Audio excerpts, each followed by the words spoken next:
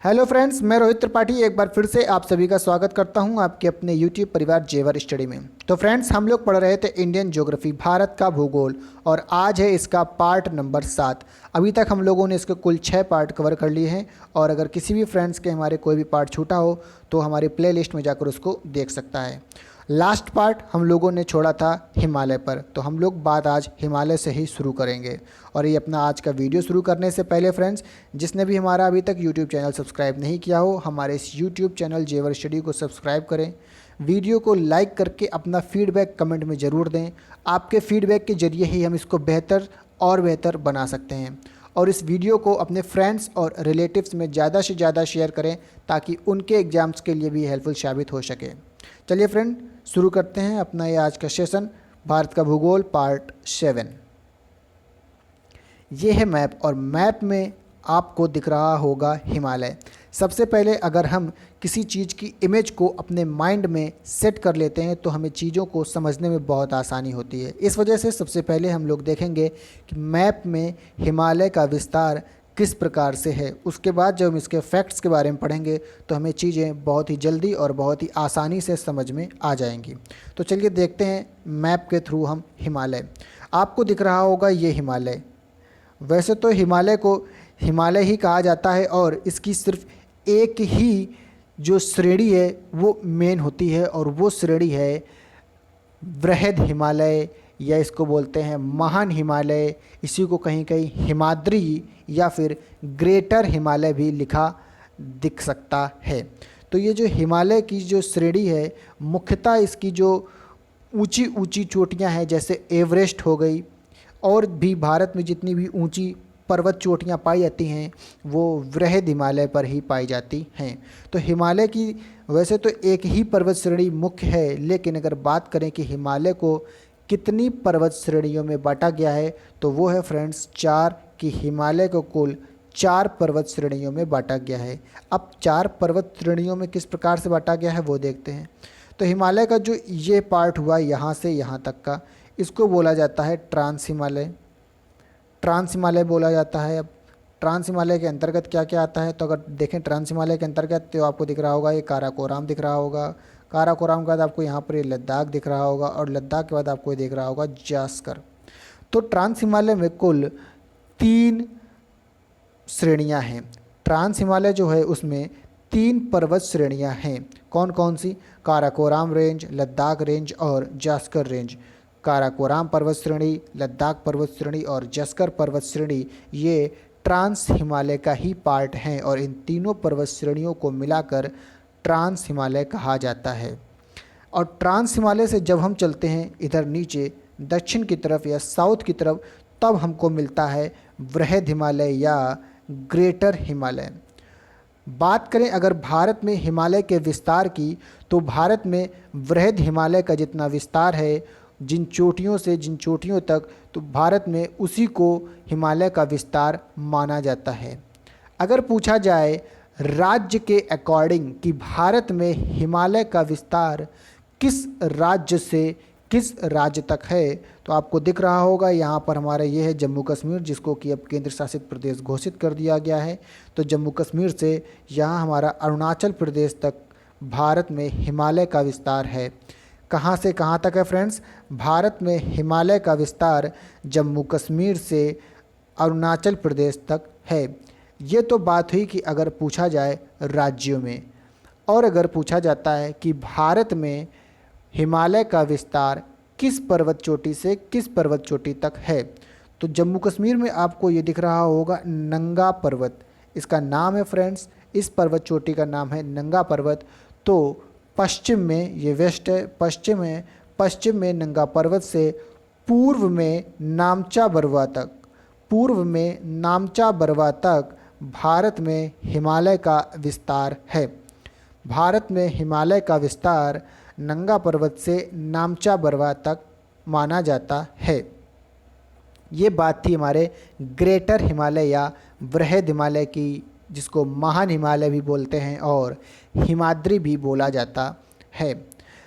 उसके बाद जब हम ग्रेटर हिमालय से भी साउथ की ओर चलेंगे, दक्षिण की ओर चलेंगे, नीचे की ओर आएंगे, तब हमको मिलता है लेसर हिमालय या लघु हिमालय, जिसको बोलते हैं हम मध्य हिमालय। क्या बोलते हैं फ्रेंड्स?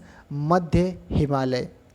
और मध्य हिमालय से भी जब हम दक्षिण की ओर आएंगे और नीचे की तरफ बढ़ेंगे तब हमको मिलेगा शिवालिक पर्वत श्रेणियाँ। शिवालिक पर्वत श्रेणियाँ भी मिलती हैं। इनको बोलते हैं हम शिवालिक पर्वत श्रेणियाँ, या फिर इनको बाह्य हिमालय बोला जाता है। क्या बोला जाता है फ्रेंड्स? बाह्य हिमालय, आउटर हिमालय बोला जाता है इनको।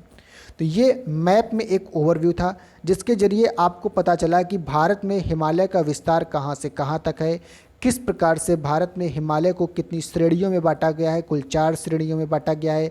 कौन सी श्रेणी हमको कहाँ पर देखने को मिलती है, ट्रांस हिमालय का हिस्सा कहाँ से कहाँ तक है। उसके बाद उससे जब हम साउथ की ओर बढ़ेंगे, कई बार प्रश्न पूछ दिया जाता है कि इनको क्रम से लगाइए। आपको ये 4 ऑप्शन दे दिए जाएंगे अलग अलग तरीके से, कहीं पर शिवालिक, मध्य हिमालय, ट्रांस हिमालय, वृहद हिमालय। अगर इनको पूछा जाए कि उत्तर से दक्षिण की तरफ इनको क्रम से लगाइए तो सबसे पहले आएगा हमारा ट्रांस हिमालय, उसके बाद वृहद हिमालय, फिर आएगा हमारा लघु हिमालय और अंत में आएगा हमारा शिवालिक पर्वत श्रेणियाँ। तो ये था हिमालय का एक ओवरव्यू मैप के थ्रू, भारत में हिमालय। अब चलते हैं इनके फैक्ट्स के बारे में जानते हैं। आई होप आपको ये क्लियर होगा। सबसे पहली बात, फैक्ट जानने से और उनको रटने से बेहतर है एक बार आप इस मैप को माइंड में याद कर लीजिए। मैप के थ्रू आपको चीज़ें रटने की ज़रूरत नहीं पड़ेगी। आप कहीं पर भी मैप देखेंगे या फिर आप मैप याद करेंगे तो आपको एक एक चीज़ क्लियर याद आएगी। चलते हैं इनके पॉइंट्स की ओर। बात करें अगर हिमालय पर्वत श्रृंखला की, तो हिमालय पर्वत श्रृंखला को कुल 4 श्रेणियों में बांटा गया है फ्रेंड्स। कितनी श्रेणियों में बांटा गया है? 4 श्रेणियों में बांटा गया है, जिसमें से पहली श्रेणी हमारी ट्रांस हिमालय जो कि जम्मू कश्मीर और लद्दाख में है। कहाँ पर है फ्रेंड्स? जम्मू कश्मीर और लद्दाख में है, ट्रांस हिमालय है हमारा। दूसरी है वृहद हिमालय, इसी को बोलते हैं महान हिमालय, इसी को बोलते हैं हिमाद्री और इसी को बोलते हैं फ्रेंड्स ग्रेटर हिमालय। क्या क्या बोला जाता है इसको? वृहद हिमालय, महान हिमालय, हिमाद्री और ग्रेटर हिमालय बोला जाता है। इसके आगे बात करते हैं हम मध्य हिमालय की। तो मध्य हिमालय, इसी को बोलते हैं लघु हिमालय और इसी को बोलते हैं हम लेसर हिमालय बोलते हैं फ्रेंड्स। क्या बोलते हैं? लेसर हिमालय बोलते हैं। और अंत में आता है हमारा शिवालिक, जिसको बाह्य हिमालय या आउटर हिमालय भी बोलते हैं। ये थी हमारी हिमालय की कुल 4 श्रेणियाँ। सबसे पहले ट्रांस हिमालय, फिर वृहद हिमालय, इसी को महान हिमालय और हिमाद्री बोला जाता है, इंग्लिश में ग्रेटर हिमालय लिखा रहता है। उसके बाद आता है हमारा मध्य हिमालय या लघु हिमालय, जिसको लेसर हिमालय भी बोला जाता है। उसके बाद आता है शिवालिक, बाह्य हिमालय, जिसको आउटर हिमालय भी बोला जाता है। आई होप यहाँ तक आप लोगों को बातें क्लियर होंगी कि हिमालय की कुल 4 श्रेणियाँ कौन कौन सी हैं और उनका क्रम किस प्रकार है। चलते हैं अगले पॉइंट्स की ओर। अब बात करें अगर ट्रांस हिमालय की, तो ट्रांस हिमालय यह मूलतः यूरेशियन प्लेट का एक खंड है। लास्ट वीडियो में मैंने आपको बताया था कि हिमालय की जो व्याख्या है वैसे तो कोबर का भूसंगठित सिद्धांत करता है, लेकिन इसमें हैरी हेस की प्लेट टेक्टोनिक थ्योरी भी एक महत्वपूर्ण भूमिका निभाती है और इसकी विशेष व्याख्या करती है। तो हैरी हेस की प्लेट टेक्टोनिक थ्योरी के अकॉर्डिंग एक थी यूरेशियन प्लेट, और ये हमारा ट्रांस हिमालय जो है वो उसी यूरेशियन प्लेट का एक खंड है। किसका खंड है फ्रेंड्स? यूरेशियन प्लेट का एक खंड है हमारा ट्रांस हिमालय। इसका निर्माण हिमालय से पहले हो चुका था। ट्रांस हिमालय का निर्माण हिमालय से पहले हो चुका था फ्रेंड्स। किससे पहले हो चुका था? हिमालय से पहले हो चुका था। बात करें अगर हिमालय की, तो कहा जाता है कि हिमालय का निर्माण तैथैस सी से हुआ था। किससे हुआ था फ्रेंड्स? एक था पहले तैथैस सागर, तैथैस सी से हिमालय का निर्माण हुआ था। जिस प्रकार से हैरी हेस की जो प्लेट टेक्टोनिक थ्योरी थी उसमें प्लेटों के विघटन से या फिर प्लेटों में हुई हलचल से हिमालय का निर्माण हुआ था, और हिमालय के निर्माण से पहले ही हमारा ट्रांस हिमालय का निर्माण हो चुका था, जो कि यूरेशियन प्लेट का एक खंड है। किसका खंड फ्रेंड्स? यूरेशियन प्लेट का एक खंड है। चलते हैं अगले पॉइंट की ओर। अगला पॉइंट कह रहा है कि यह अवसादी चट्टानों का बना होता है। आप लोगों को पता होगा चट्टानें कुल 3 प्रकार की होती हैं: आग्नेय चट्टानें, अवसादी चट्टानें और रूपांतरित चट्टानें, जिनको हम कायांतरित चट्टानें भी बोलते हैं। तो जो हमारा ट्रांस हिमालय है ये अवसादी चट्टानों का बना हुआ है फ्रेंड्स। किसका बना हुआ है? अवसादी चट्टानों का बना हुआ है। और भारत की सबसे ऊंची चोटी K2, और जिसको गाडविन आस्टिन भी बोला जाता है, जिसकी ऊंचाई कुल 8611 मीटर 8611 मीटर है, जो काराकोराम की सर्वोच्च श्रेणी है और काराकोराम की सर्वोच्च श्रेणी है।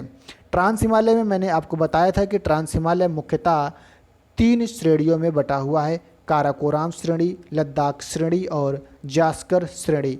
तो जो काराकोराम श्रेणी सबसे ऊपरी श्रेणी है, उसी में K2, जिसको गाडविन आस्टिन बोला जाता है, भारत की सबसे ऊंची चोटी बोला जाता है इसको, और ये काराकोराम की सर्वोच्च श्रेणी है। और ये कहाँ पर है फ्रेंड्स? ये ट्रांस हिमालय का एक हिस्सा है और ये ट्रांस हिमालय में है। ट्रांस हिमालय वर्ष भर हिमाच्छादित रहता है। ये वर्ड जो हिमाच्छादित है, इसका मतलब होता है कवर्ड विद आइस, मतलब ये वर्ष भर बर्फ़ से ढका रहता है। वहाँ पर इतनी ठंड पड़ती है कि वो पूरे वर्ष बर्फ़ से ही ढका रहता है। इस वजह से ट्रांस हिमालय में किसी भी प्रकार की कोई वनस्पति पाई नहीं जाती फ्रेंड्स। किसी भी प्रकार की कोई वनस्पति ट्रांस हिमालय में पाई नहीं जाती है, क्योंकि वो वर्ष भर हिमाच्छादित रहता है, बर्फ़ से ढका हुआ रहता है। आई होप यहाँ तक आपको क्लियर होगा। चलते हैं अगले पॉइंट्स की ओर। अगला पॉइंट्स कह रहा है ट्रांस हिमालय के अंतर्गत 3 पर्वत श्रेणियों को शामिल किया गया है। जैसा कि मैप में मैंने आप लोगों को बताया था। अब अगर आपने मैप में ध्यान दिया होगा और जैसे ही आप ये पॉइंट पढ़ेंगे तो तुरंत आपके माइंड में क्लिक किया होगा कि काराकोराम श्रेणी कहाँ पर थी, लद्दाख कहाँ पर थी और उसके बाद जास्कर श्रेणी कहाँ पर थी। ये फ़ायदा होता है मैप के थ्रू हम लोगों को कोई भी चीज़ पढ़ने का। तो हिमालय जो ट्रांस हिमालय है उसको 3 पर्वत श्रेणियों में शामिल किया गया है। सबसे पहला है काराकोराम, फिर लद्दाख और फिर जास्कर। और काराकोराम में मैंने आपको बताया कि भारत की सर्वोच्च चोटी K2, जिसको गाडविन आस्टिन के नाम से भी जाना जाता है और जिसकी कुल ऊंचाई 8611 मीटर है, ये काराकोराम श्रेणी में स्थित है।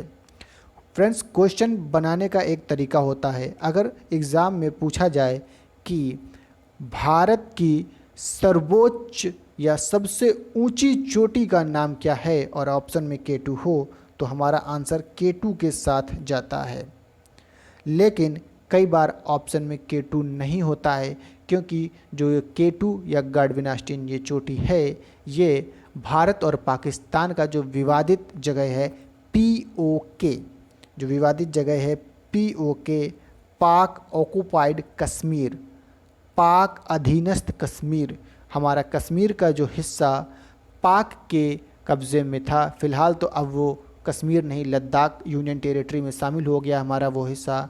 तो जो हिस्सा हमारा भारत का जो हिस्सा पाकिस्तान के अधीन है, वहीं पर भारत की सबसे ऊंची चोटी K2 है। इस वजह से क्वेश्चन बनाने की और क्वेश्चन की लैंग्वेज में थोड़ा सा फेरबदल करके आपका जवाब गलत हो सकता है। क्वेश्चन बनेगा, अगर K2 के लिए बनेगा तो पूछा जाएगा कि भारत की सर्वोच्च चोटी का नाम बताइए, या फिर भारत की सबसे ऊंची चोटी का नाम क्या है। लेकिन अगर क्वेश्चन की लैंग्वेज कुछ इस प्रकार हो कि भारत में स्थित भारत की सबसे ऊंची चोटी का नाम क्या है, तो आंसर होगा फ्रेंड्स कंचनजंगा, जो कि सिक्किम राज्य में स्थित है और वहाँ पर हमारा किसी भी देश के साथ कोई विवाद नहीं है और वो पूरी तरह से भारत के अधीन ही भारत की जगह पर है, जिसको हम भारत में स्थित भारत की सबसे ऊंची चोटी के नाम से जानते हैं। तो फ्रेंड्स, क्वेश्चन के लैंग्वेज में थोड़ा सा फेरबदल करके हम क्वेश्चन का आंसर भी बदल सकते हैं। तो बात थी ये काराकोराम की, जिसमें भारत की सबसे ऊंची चोटी K2 या गाडविन आस्टिन चोटी स्थित थी। और काराकोरम में कुछ मुख्य ग्लेशियर हैं फ्रेंड्स, जैसे सियाचिन, हिस्पर, वियाको एवं बाल्टोरा। मैं रिपीट कर रहा हूँ, सियाचिन, हिस्पर, वियाको एवं बाल्टोरा ये काराकोरम में स्थित कुछ ग्लेशियर हैं। आपने सियाचिन का नाम सुना होगा, और अगर मेरे पिछले वीडियो देखे होंगे तो जब मैंने आपको लद्दाख यूनियन टेरिटरी के बारे में पढ़ाया था तो मैंने आपको सियाचिन ग्लेशियर के बारे में भी बताया था। और जो सियाचिन ग्लेशियर है वो हमारे भारत के लिए राजनीतिक दृष्टि से बहुत ही महत्वपूर्ण जगह है, क्योंकि वो विश्व का सबसे ऊंचा युद्ध स्थल है। सियाचिन विश्व का सबसे ऊंचा युद्ध स्थल है, जहां पर हमारे देश के, हमारे भारत के जो जवान हैं बॉर्डर पर, सियाचिन पर भी, जहाँ पर पारा या जो तापमान होता है वो -50 डिग्री तक चला जाता है फ्रेंड्स। जहाँ पर 0 डिग्री में बर्फ़ जम जाती है वहाँ -50 डिग्री तापमान चला जाता है, और उस तापमान पर भी हमारे देश के जवान हमारे देश की रक्षा के लिए वहाँ पर तैनात रहते हैं। इस वजह से वो बहुत ही महत्वपूर्ण हिस्सा है हमारे भारत का, जिसके ज़रिए हम चाइना और पाकिस्तान दोनों पर नज़र रख सकते हैं। उस ऊंचाई से हम चाइना और पाकिस्तान दोनों देश की सेनाओं पर नज़र रख सकते हैं। इस वजह से काफ़ी इम्पॉर्टेंट हो जाता है हमारे एग्ज़ाम के पॉइंट ऑफ व्यू से, स्पेशली जो डिफेंस की तैयारी कर रहे हैं जैसे एयरफोर्स, एनडीए वगैरह।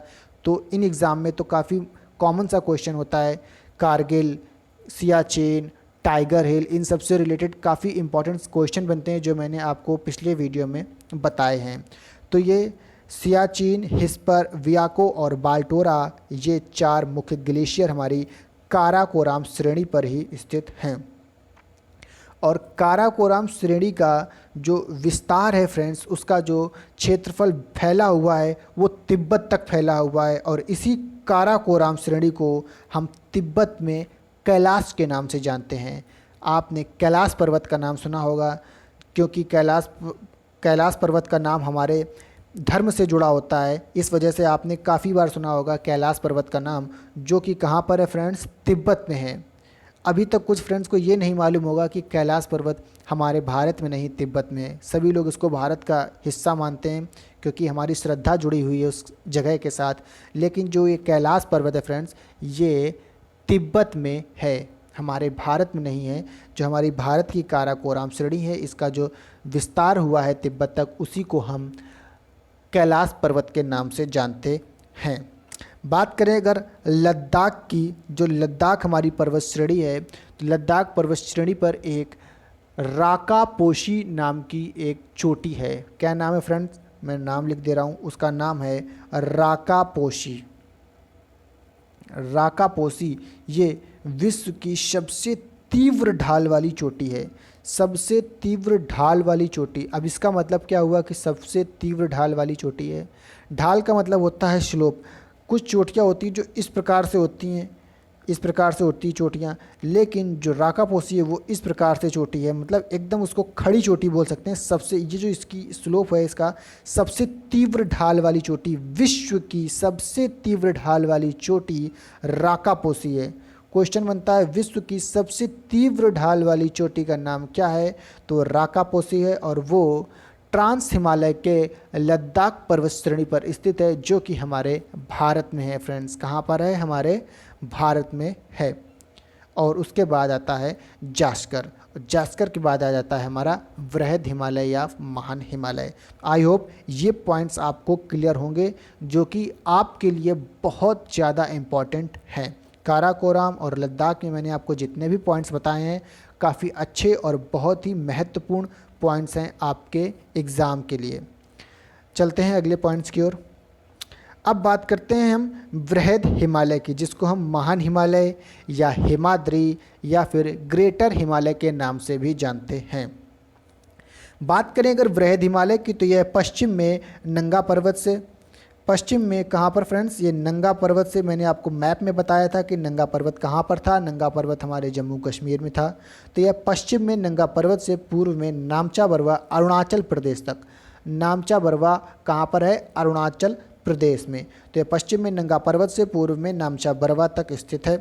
वृहद हिमालय, और वृहद हिमालय मध्य हिमालय से मेन सेंट्रल थ्रस्ट के द्वारा अलग होता है। ये पॉइंट आपके लिए इम्पॉर्टेंट है। सीधा सा क्वेश्चन बनता है, वृहद हिमालय को लघु हिमालय से अलग करने वाले या फिर किसके द्वारा ये अलग होता है, उस जगह का नाम, उस पॉइंट का नाम पूछा जाता है। तो उस पॉइंट का नाम है फ्रेंड्स मेन सेंट्रल थ्रस्ट। अब किस प्रकार से अलग करता है ये, अगर कुछ चोटियां हैं तो हम उनमें किस प्रकार से भिन्नता करेंगे कि ये चोटी वृहद हिमालय की है, महान हिमालय की है, और ये चोटी लघु हिमालय की है। तो चोटियों के बीच में जो गैप होता है, कोई ये चोटी है, उसका इधर ये चोटी है, तो ये बीच में जो ये गैप होता है इसको हम घाटी के नाम से जानते हैं। क्या नाम से जानते हैं फ्रेंड्स इसको? इसको हम घाटी के नाम से जानते हैं। और इस घाटी के कुछ अगर स्पेसिफिक नाम रख दिए जाते हैं तो हम उनके उस नाम से जानने लगते हैं। उसी प्रकार जो मध्य हिमालय को या फिर जो लघु हिमालय को महान हिमालय से अलग करता है उसका नाम है मेन सेंट्रल थ्रस्ट। क्या नाम है फ्रेंड्स? उस घाटी का नाम है मेन सेंट्रल थ्रस्ट। और इसी प्रकार महान हिमालय को जो ट्रांस हिमालय से अलग करता है उस घाटी का नाम है सचर जोन। उस घाटी का क्या नाम है फ्रेंड्स? उसका नाम है सचर जोन। तो महान हिमालय ट्रांस हिमालय से सचर जोन से अलग होता है और मध्य हिमालय से मेन सेंट्रल थ्रस्ट के द्वारा अलग होता है। विश्व की सर्वोच्च चोटी माउंट एवरेस्ट हिमालय पर अवस्थित है। विश्व की जो सबसे ऊंची चोटी है माउंट एवरेस्ट, जिसकी ऊंचाई है 8,448 मीटर, जिसकी ऊंचाई है 8,848 मीटर। विश्व की सर्वोच्च या सबसे ऊंची चोटी है माउंट एवरेस्ट। कई बार इसकी ऊंचाई जब बर्फ़ वगैरह पड़ती है तो 2 मीटर बढ़ जाती है, 8,850 मीटर भी हो जाती है। तो पेपर में अगर 8,850 मीटर लिखा मिले तो कंफ्यूज बिल्कुल मत होना। 8,850 या 8,848 मीटर इसकी ऊंचाई है। किसकी? माउंट एवरेस्ट की, जो कि वृहद हिमालय पर स्थित है और ये नेपाल में है फ्रेंड्स। कहाँ पर है? माउंट एवरेस्ट चोटी, माउंट एवरेस्ट चोटी ये नेपाल में स्थित है। कहाँ पर स्थित है फ्रेंड्स? नेपाल में स्थित है। ये हमारे भारत पर नहीं है, नेपाल में है। और अगर हमारे भारत में होती तो विश्व के साथ साथ ये भारत की भी सबसे ऊंची चोटी हो जाती। तो अगर ये नेपाल में स्थित है, अब देखते हैं वृहद हिमालय पर ही उत्तराखंड में, ये जो माउंट एवरेस्ट थी ये तो नेपाल में थी, अब वृहद हिमालय पर ही उत्तराखंड में कौन कौन सी चोटियाँ स्थित हैं उनके बारे में जानते हैं। तो उत्तराखंड में नंदा देवी, बंदरपूंछ, बद्रीनाथ, त्रिशूल, कामेत पर्वत अवस्थित हैं। आप लोगों ने बहुत बार इनके नाम पढ़े होंगे, नंदा देवी पर्वत चोटी, बंदरपूंछ पर्वत चोटी, बद्रीनाथ पर्वत चोटी, त्रिशूल पर्वत चोटी और कामेत पर्वत चोटी। तो ये किस राज्य में है फ्रेंड्स? ये उत्तराखंड राज्य में है और ये वृहद हिमालय पर ही स्थित हैं। कहाँ पर स्थित है फ्रेंड्स? वृहद हिमालय पर, महान हिमालय पर, हिमाद्री पर या फिर ग्रेटर हिमालय भी बोला जा सकता है। तो उस पर स्थित हैं। ये आपको याद रखने हैं। सबसे पहली बात तो ये किस राज्य में स्थित है आपको ये याद रखना है, इनके राज्य का नाम याद रखना है कि ये उत्तराखंड राज्य में स्थित हैं। और उत्तराखंड में ही 2 ग्लेशियर गंगोत्री और यमुनोत्री हैं। जहाँ से हमारी गंगा और यमुना नदियाँ निकलती हैं वो ग्लेशियर हैं गंगोत्री और यमुनोत्री। फ्रेंड्स, ग्लेशियर उनको बोलते हैं जब हमारे ये बर्फ़ के पहाड़ तापमान की वजह से पिघलने लगते हैं और उनसे जब बर्फ़ पिघलती है तो पानी का रूप लेती है। तो जो ग्लेशियर पिघलता है और वो जिस ऊंचाई से पिघलता है, कोई भी चीज़ जब ऊंचाई से गिरती है तो ज़मीन तक आने पे उसकी स्पीड होती है, बहुत तेज़ हो जाती है। तो जब ग्लेशियर वहाँ से बर्फ़ जो है पानी बनकर पिघलता है तो मैदानी क्षेत्र में आते आते उसकी धारा काफ़ी तेज़ हो जाती है और वो एक नदी का रूप ले लेती है। तो गंगोत्री से निकली हुई नदी को हम गंगा और यमुनोत्री से निकली हुई नदी को हम यमुना के नाम से जानते हैं। तो ये जो 2 ग्लेशियर गंगोत्री और यमुनोत्री हैं ये भी हमारे उत्तराखंड राज्य में स्थित हैं फ्रेंड्स। किस राज्य में है? उत्तराखंड राज्य में स्थित हैं। काफ़ी इंपॉर्टेंट पॉइंट हैं, इस वजह से आप इन लोगों को, इन पॉइंट्स को याद रखिएगा। चलते हैं अगले पॉइंट्स की ओर। अब बात करते हैं हम लघु हिमालय या फिर मध्य हिमालय की, जिसको हम लोग लेसर हिमालय भी बोलते हैं। बात करें अगर लघु हिमालय की तो यह पीर पंजाल श्रेणी इसका पश्चिमी विस्तार है। कौन सी श्रेणी फ्रेंड्स? पीर पंजाल श्रेणी। पीर पंजाल श्रेणी पर ही हमारे यहाँ की जो वैष्णो माता मंदिर है वो पीर पंजाल श्रेणी पर ही स्थित है। सिंपल सा 1 लाइनर क्वेश्चन बनता है कि वैष्णो माता मंदिर किस श्रेणी पर स्थित है? तो पीर पंजाल श्रेणी पर स्थित है। और अगर हम बात करें लघु हिमालय की, तो जिस प्रकार हमारा जो ये वृहद हिमालय होता है ये एक सीधी श्रृंखला में ऐसे फैला हुआ होता है, उसी प्रकार जो लघु हिमालय है ये इसी के समांतर जम्मू कश्मीर से लेकर अरुणाचल प्रदेश तक फैला है, लेकिन ये कुल बीच में इस प्रकार से टुकड़ों में फैला हुआ है और आगे जाके अरुणाचल प्रदेश में ये एक साथ मिल जाता है। अरुणाचल प्रदेश के पास जाकर इनके बीच की दूरी इतनी कम हो जाती है कि वृहद हिमालय और लघु हिमालय और शिवालिक में अंतर करना थोड़ा सा कठिन हो जाता है। इस वजह से इसमें जो लघु हिमालय है ये कुल पाँच भागों में बटा हुआ है। कितने भागों में बटा हुआ है फ्रेंड्स? ये 5 भागों में बटा हुआ है और जिसका सबसे पश्चिमी विस्तार है पीर पंजाल श्रेणी, जहाँ पर माँ वैष्णो का मंदिर स्थित है। अगला पॉइंट है इस श्रेणी के दक्षिण पूर्व की ओर। जब हम पीर पंजाल श्रेणी से आगे की ओर बढ़ेंगे, पीर पंजाल श्रेणी से इधर से हम आगे की ओर बढ़ेंगे तो ये हिस्सा हमारा दक्षिण पूर्व कहलाएगा। और दक्षिण पूर्व की ओर जब हम बढ़ेंगे तो मसूरी, नाग, रीवा और धौलदा आदि श्रेणियाँ पाई जाती हैं। कुल 5 श्रेणियों में बटा है, जिसमें से पहली इसका पीर पंजाल श्रेणी पश्चिमी विस्तार है। उसके बाद जब हम दक्षिण पूर्व की ओर आगे की ओर बढ़ेंगे तो इसमें मसूरी, नाग, रीवा और धौलदा आदि श्रेणियाँ पाई जाती हैं। किस में पाई जाती हैं फ्रेंड्स? लघु हिमालय या मध्य हिमालय में पाई जाती हैं। और इन श्रेणियों पर ही शिमला, मसूरी, रानीखेत, नैनीताल, अल्मोड़ा, दार्जिलिंग एवं डलहौजी नगर स्थित हैं। ये नगर जो स्थित हैं इनको हम हिल स्टेशंस के नाम से जानते हैं। आप लोगों ने कई बार सुना भी होगा, कुछ लोग गए भी होंगे। गर्मी की छुट्टियों में मोस्टली लोगों को जाने का मन होता है कि हम हिल स्टेशन चलते हैं जहाँ पर गर्मी कम लगेगी। तो वे हिल स्टेशंस हैं शिमला, मसूरी, रानीखेत, नैनीताल, अल्मोड़ा, दार्जिलिंग और डलहौजी नगर। ये लघु हिमालय पर ही स्थित हैं फ्रेंड्स। कहाँ पर स्थित हैं? लघु हिमालय पर ही स्थित हैं। बात करें मध्य और लघु हिमालय के बीच जो घाटी है उसको पश्चिम में हम कश्मीर घाटी और पूर्व में काठमांडू घाटी के नाम से जानते हैं। पश्चिम में कश्मीर घाटी और पूर्व में काठमांडू घाटी के नाम से जानते हैं। चलते हैं आगे के पॉइंट्स की ओर। अगला पॉइंट कह रहा है यहाँ पर कोणधारी वन मिलते हैं। जैसा कि मैंने आपको बताया था कि जो ट्रांस हिमालय था वो वर्ष भर हिमाच्छादित रहता है। वहाँ पर इतनी बर्फ़ पड़ती है, इतनी बर्फ़ पड़ती है कि किसी भी प्रकार की कोई वनस्पति वहाँ पर नहीं हो पाती है।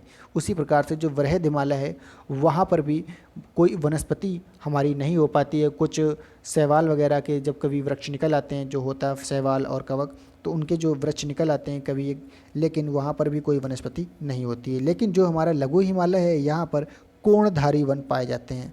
कोणधारी वन जैसे क्रिसमस ट्री होता है फ्रेंड्स, जैसे क्रिसमस ट्री होता है इस प्रकार से तो यहाँ पर कोणधारी वन पाए जाते हैं। कहाँ पर पाए जाते हैं फ्रेंड्स? लघु हिमालय या मध्य हिमालय में हमारे कोणधारी वन पाए जाते हैं। तथा ढालों पर छोटे छोटे घास के मैदान पाए जाते हैं। जिस प्रकार से पहाड़ियाँ हैं तो पहाड़ियों में ढालों पर जो वहाँ की खेती होती है वहाँ पर ढालों पर छोटे छोटे घास के मैदान पाए जाते हैं। और इन्हें कश्मीर में मर्ग के नाम से जानते हैं। किस नाम से जानते हैं? मर्ग में। जैसे कश्मीर में गुलमर्ग और सोनमर्ग जो जगह है, कश्मीर में इन छोटे छोटे घास के मैदानों को मर्ग के नाम से जानते हैं और उत्तराखंड में इनको बुग्याल और पयार या फिर भोगियाल नाम से जाना जाता है। किस नाम से जाना जाता है फ्रेंड्स? बुग्याल, पयार या भोगियाल नाम से जाना जाता है। चलते हैं अगले पॉइंट्स की ओर। अगला पॉइंट्स कह रहा है बाह्य हिमालय या शिवालिक के बारे में।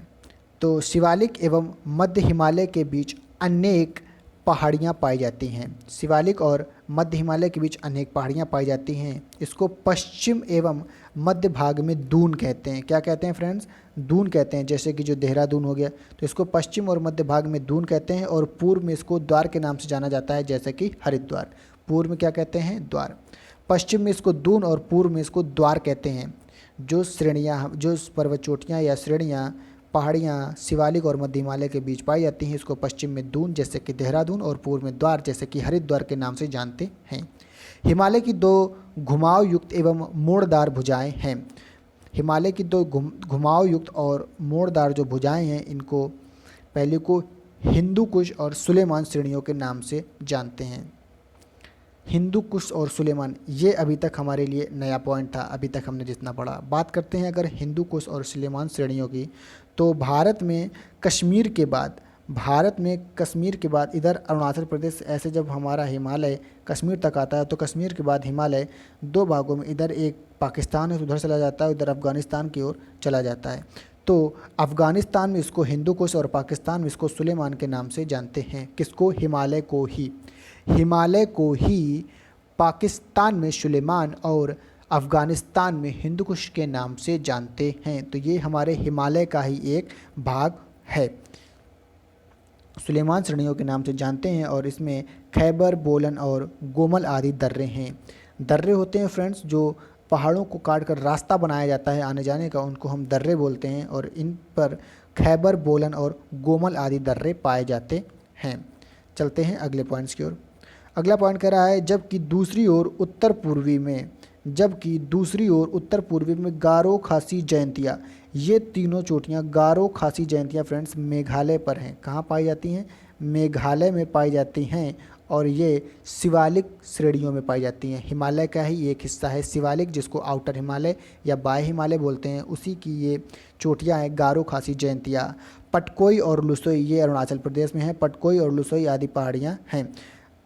लुसोई ये अरुणाचल प्रदेश में है और पटकोई ये अरुणाचल प्रदेश और नागालैंड में दोनों जगह फैली हुई हैं।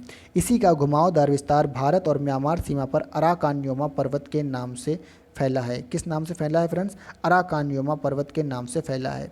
इधर जम्मू कश्मीर से जब हमारा हिमालय अरुणाचल प्रदेश तरफ आता है और अरुणाचल प्रदेश से जब ये म्यांमार में मुड़ता है तो इस प्रकार का एक पर्वत श्रृंखला बनती है जिसको हम अराकानयोमा पर्वत के नाम से जानते हैं। किस नाम से जानते हैं फ्रेंड्स? अराकानयोमा, जिसको हम अराकानयोमा पर्वत के नाम से जानते हैं। अराकानयोमा पर्वत के नाम से जानते हैं। आई होप यहाँ तक आप लोगों को क्लियर होगा। अब एक बार फिर से अभी तक जो पढ़ा है मैप में एक बार फिर से देखते हैं, जिससे आप लोगों को एकदम क्लियर हो जाएगा। ये देखिए फ्रेंड्स, ये है पाकिस्तान जहाँ पर ये सुलेमान रेंज है, हिमालय का ही हिस्सा है।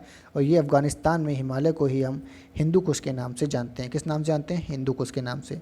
ये केटू पर्वत चोटी है जो कि काराकोराम में है और ये भारत की सबसे ऊंची चोटी है, लेकिन ये विवादित जगह पर है, इस वजह से इसको हम भारत की सबसे ऊँची चोटी कई बार नहीं मानते हैं। तो हम इस कंचनजंगा, ये सिक्किम पर जो कंचनजंगा है, इसको हम भारत की सबसे ऊंची चोटी के नाम से जानते हैं।